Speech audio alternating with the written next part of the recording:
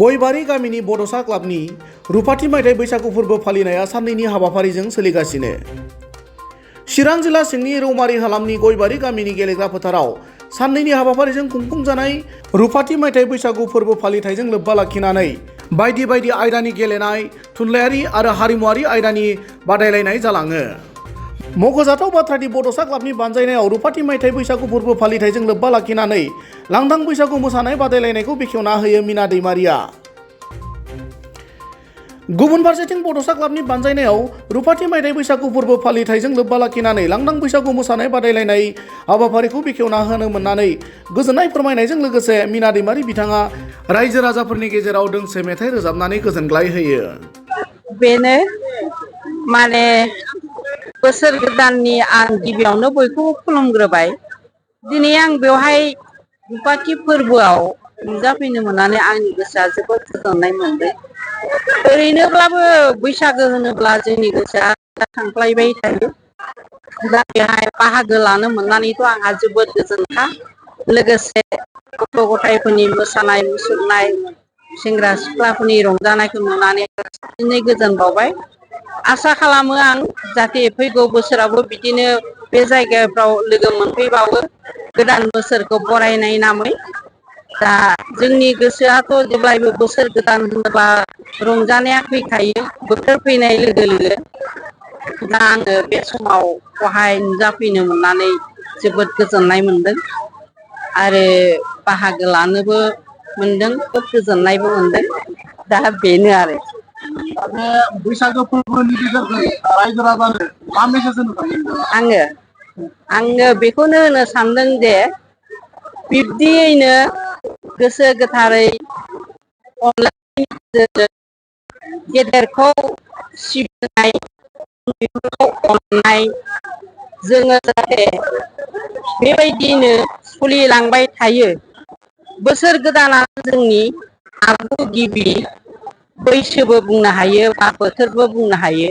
बेवहायनो जोङो गासैखौबो गावनि मिजिं, गावनि थांखि, गोजामा बोरै थांगो गोदानखौ जों बोरै फरायगोन बयनिबो गोसोआव थांखि थायो। जाहाथे बेखौनो आरो गोसोआव सोरनो मा फोरमायनो गोसो जायो जोङो बैसागआवनो फोरमायलायनायनि सुजुग सुबिदाखौ मोनो। जाहाथे अरायबो बिदिनो थांबाय थायो। आं बेखौनो गासिबो रायजो राजाफोरनाव खावलायगोन आरो अनलायनायनि गेजेरजों थांनानै थाबाय थाथों, बेखौनो आं इसोरनि सायाव आर'ज गाबगोन। गोजोन्थों। सिबिनां रायजो राजा नोंथांमोन, नैबे गयबारि गामिनि गासैबो रायजो राजा, आंहा दङ बेवहाय गुरु गसाइ बिथांमोनखौबो गोजाननिफ्रायनो आं खुलुमग्रोबाय आरो आंनिफ्राय जायफोर बैसोआव एसेबाबो गेदेर बिथांमोनखौबो गोजाननिफ्राय आं खुलुमहरबाय। लोगोसे उन्दै उन्दै गथ'फोर, फंबाय बिनानाव, फिसा फिसौफोरनि समान बिसोरनोबो आंनि बोसोर गोदाननि गोरबो गोसोनिफ्राय अननाय जासिहरबाय। जोबोद गोजोनथाव दिनै फैयै फैयै नैबे गयबारि रंजालि बैसागो फोरबो फालिनाया खोनानो मोनफैबाय रुपालि मायथाइयाव सफैबाय। दा बेनो जोबोद गोजोनथाव। जों मिथिनो मोनै उन्दै बैसो बा जोनोम जायै समनिफ्रायनो जोंनि बर' हारिया माने समखौ लानानै, बोथोरखौ लानानै फोरबो लाबोनाया गोदो गोदायनिफ्रायनो सोलिगासिनो दङ। दा बैसागो होनोब्ला जोंना बर'फोरनि थाखाय बा सारा आसामनि थाखाय मोनसे गिदिर फोरबो। बेवहायनो दङ जोंहा थांनानै थानायनि, मावनाय दांनायनि सिमाङा बे बोथोरावनो जागायजेनो। जेरै इसोर खुलुमनाय, मोदाय दावदाय फुजिनायखौ लानानै बेफोरखौ गिबियावनो सिबिनानै जोंनि गोदान बोसोरनि फैगौ समनि साननाय नंनाय मा मावगोन मा दांगोन बोरै थांगोन माबायदि जालांगोन बेफोरखौ लानानै गोसोआ मोजाङै थांखि लानाय जायो। बोथोरखौ बिदाय हरनानै गोदान बोथोरखौ आजावनाय जायो। गोसो गोथार गोरबो गोग्गो मेलेम देहा बेफोरखौ लानानै आसा खालामनानै जोङो मावो दाङो जायो लोङो मोसौ मोसा जिब जुनार बेफोरखौ लानानैनो गें गें जोंनि हारिया गोदो गोदाय आबै आबौ आजै आजौमोननि समनिफ्रायनो सोलिबोगासिनो दं आरो बेयो थाबाय थागोन। साबसिननिफ्राय हामसिन जाबोगोन होननानै जेब्लायबो जोङो आसा थिनांगौ। गेदेरा उन्दैखौ अननांगौ, उन्दैफ्रा गेदेरखौ मान होनांगौ, सिबिनांगौ, बिमा बिफाखौ सिनायनो रोंनांगौ। बेनो जोंनि सुबुं माहारिनि धोरोम। बेखौनो जों मिथिंगानि बिफां लाइफां दाउमा दाउसा दै अर हाजो हाला गासैबो सुबुंखौ खावलायो।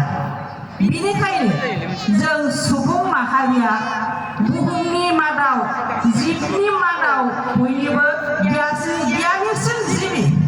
दा बेनिखायनो जोङो जिब जुनारखौ जेरैबायदि अनो बिफां लाइफां दैमा दैसा हाजो हाला जोङो गासैखौबो अननांगोन। मानसि मिथिंगा गासैखौबो लानानैसो जोंनि बे बुहुमा समायना। बे समायना महरखौ नुनानैनो जोंनि सुबुं माहारिया रंजाखाङो। गोदान बिलाइ बिफां बिलाइ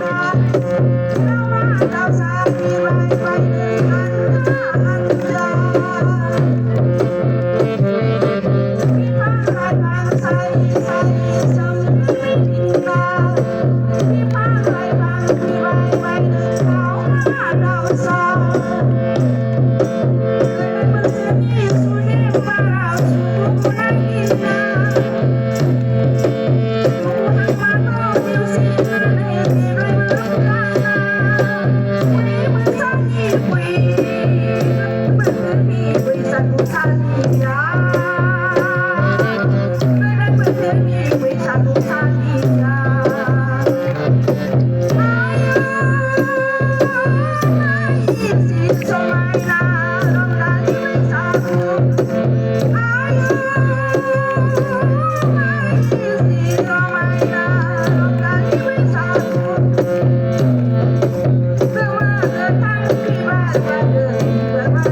गैया